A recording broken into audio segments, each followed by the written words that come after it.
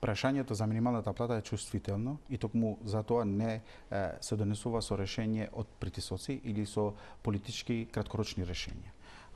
Го чекаме официјалните податоци од Државен завод за статистика, од кои претпоставуваме дека горе-долу би доаѓале кога ќе се нивелизираат платите во месец март, би доаѓале околу од 1500 до 2000 денари. Што се однесува до минималната плата, имаме една законска рамка или методологија што е на сила.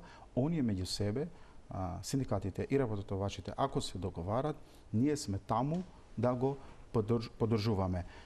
Но не може да го поддржуваме и овој дел, пошто ние сме направиле веќе од почетокот на владењето сме направиле поддршка на стопанството.